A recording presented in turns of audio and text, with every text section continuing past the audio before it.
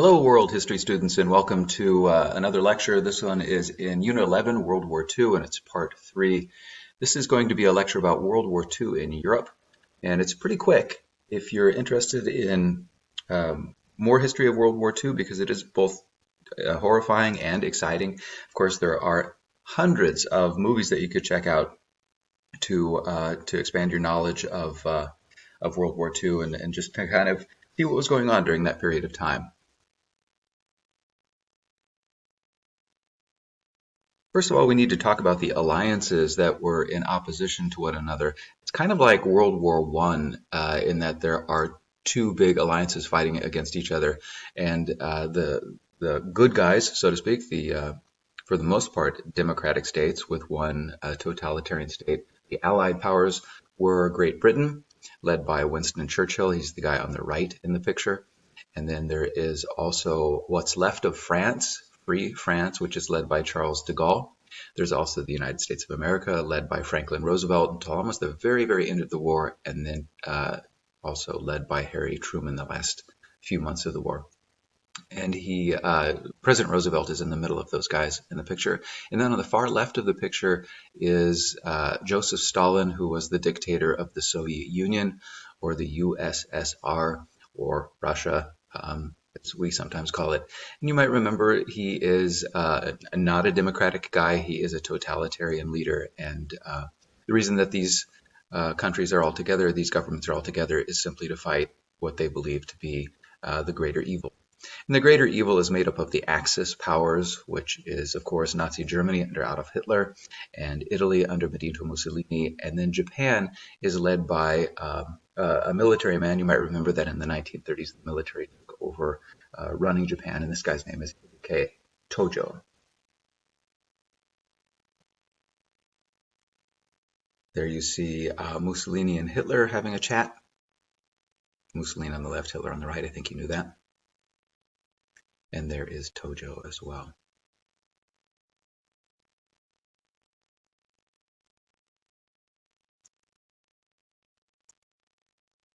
Whoops. Well, the war starts September 1st, 1939. The Nazis, or the Germans, were interested going all the way back to the period of time that the Nazis took over the government in Germany of rearming and having a war that undid the defeat of the Germans in World War I.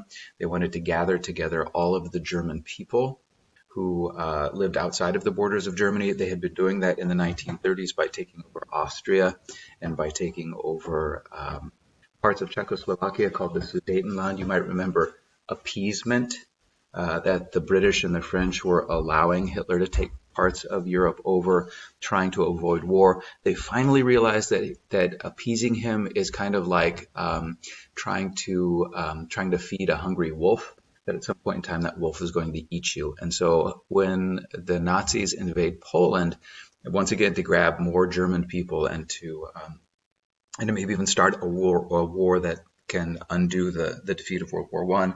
The British and the French are fed up. They don't do appeasement anymore, and they declare war.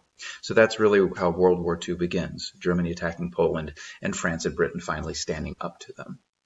Well, Poland fell really pretty quickly because of these new so-called blitzkrieg tactics, or lightning war tactics.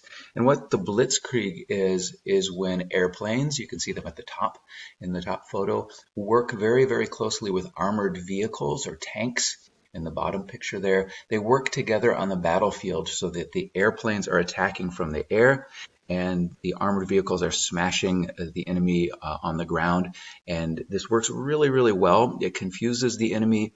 They break through the enemy lines. They get back and take over their headquarters, or the people who are giving orders to the troops on the battlefield. They take over the supplies of the enemy and so on. It's very different from the trench warfare of World War I, where really nothing ever happened. Nothing ever seemed to happen. You had these massive attacks and they would always fail. These blitzkrieg tactics, nobody knows how to deal with really throughout the war. And in some ways, this is still how wars are fought today, using overpowering air power and then also tanks on the ground or armored vehicles on the ground. So the Blitzkrieg is very successful in taking over Poland. The Nazis ship their troops over to the west, and very quickly they take over almost all of Western Europe as well. They take over smaller countries like Denmark and Norway, the Netherlands, Belgium, and it was crazy, but in just about 6 weeks, the French are taken over by the Germans, even though they had British troops helping them, just like in World War I, really quite different. Nobody knows how to deal with these blitzkrieg tactics. So the Nazis then, after defeating France, they wanted to attack Great Britain. Obviously, Britain is an island, and that's kind of the next chapter of the war. The British are able to pull most of their troops out of defeated France at a place called Dunkirk, which is also a movie. And you could what happened there was the British had all of these troops sitting on the beach, and they tried to get every single ship and boat available to come over and pick up guys and bring them back to Britain. And they're pretty successful in doing that. About 300,000 or so British troops are brought back to Britain and saved from being captured by the Germans. Well, the next chapter in the war is this thing called the Battle of Britain, and I've highlighted it in green because all of the battles that are Allied successes, or not a defeat like the Battle of Britain is, it's a win for the Allies.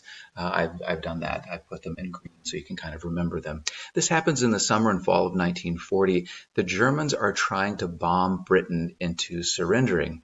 And thinking that if they bomb Britain, that the British people, it's a democracy, will rise up and tell Winston Churchill that he should sign a peace treaty with the Germans.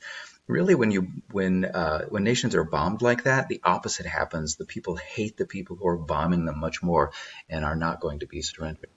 So they don't surrender. And Churchill is a great wartime leader. He inspires the British. He inspires their nation to fight back, and gets on the radio and tells them how they're going to fight. In the air, they'll fight in the sea, they'll fight on beaches, they'll fight in cities and towns. They'll have to do whatever they need to do to fight the Germans, and they'll never surrender.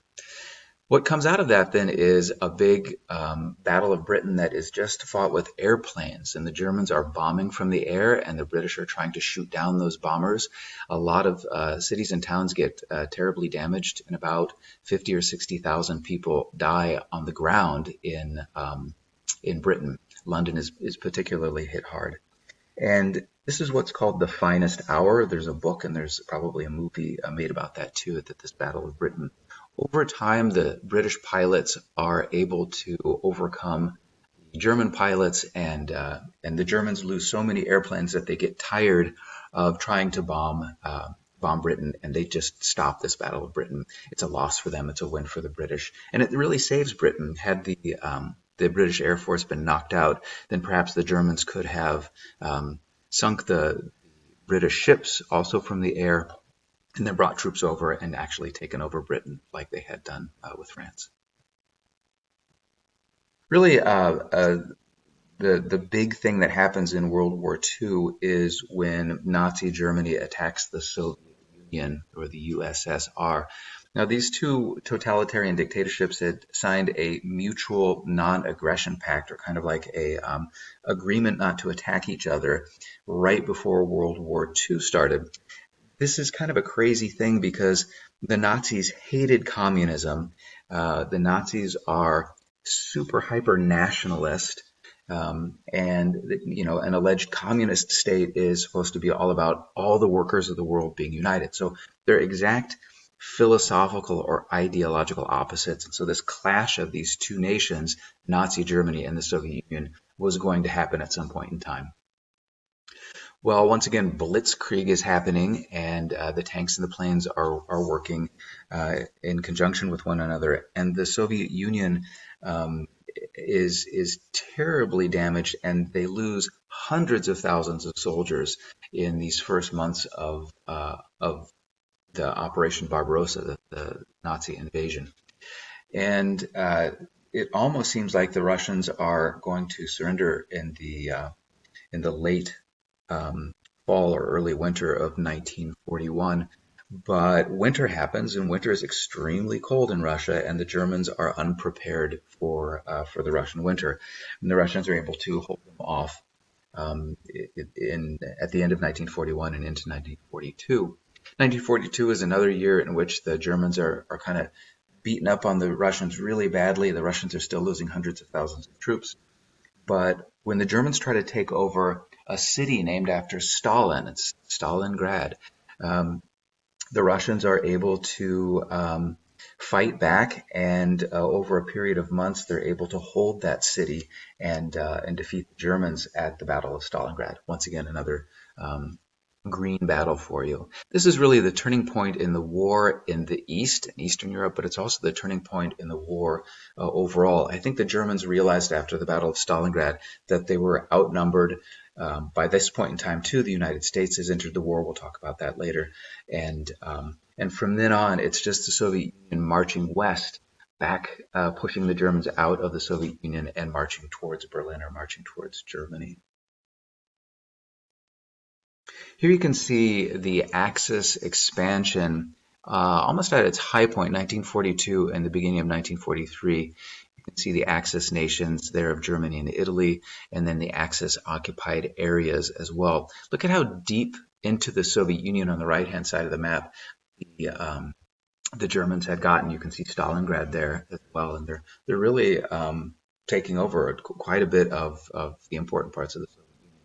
And two, you can see how a number of states were allied with the Germans as well. That sort of, to me, it looks sort of like a reddish color, or brownish reddish color. And there's poor Britain and over there standing all by itself, and then on the other side is the Soviet Union. Well, the Allies, of course, were fighting back against the Germans, and in 1943, things really started to go much better for the Allies and much worse for the Nazis. The United States and Britain decided to try to kind of nibble away at what the Germans had taken over and what the Italians had taken over, and so they don't try an invasion of France to regain France right away. They kind of nibble around and take over territory that the Germans and Italians had taken over in North Africa, and then they invade Italy.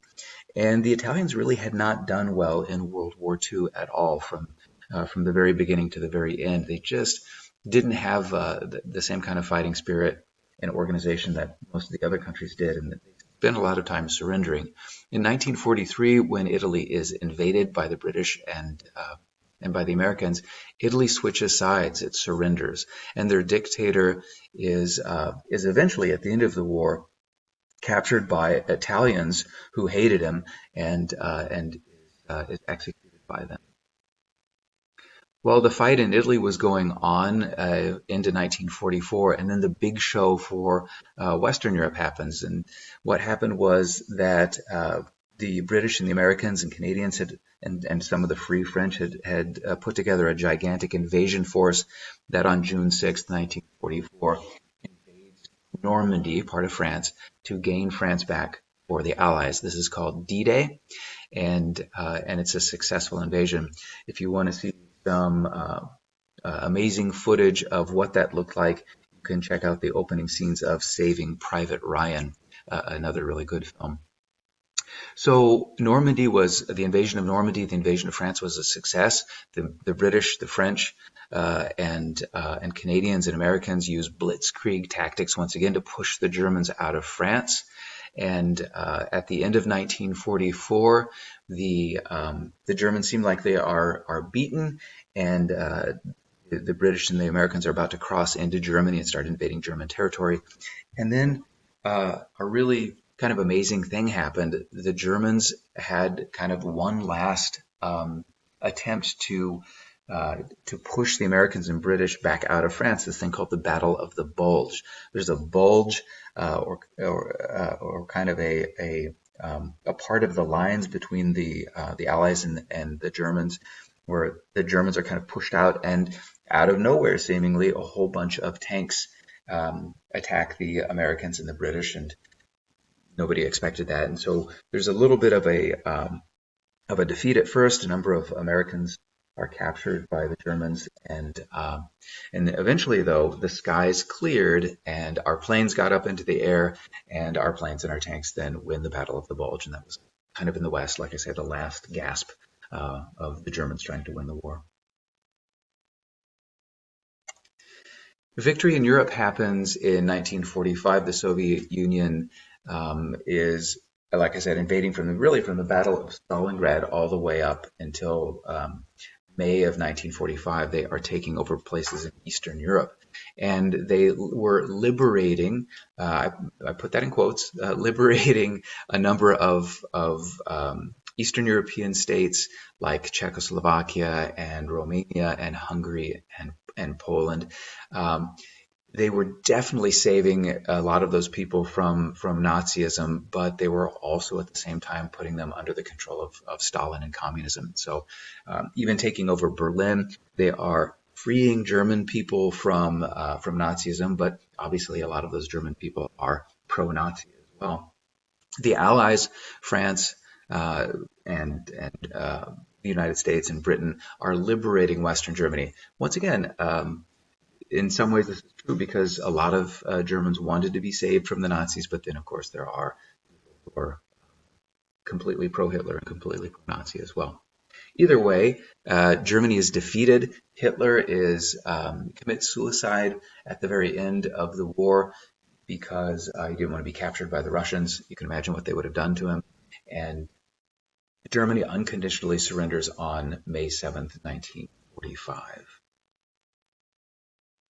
Well, I hope you enjoyed this lecture, and I hope you got your e from it and the terms that you needed as well.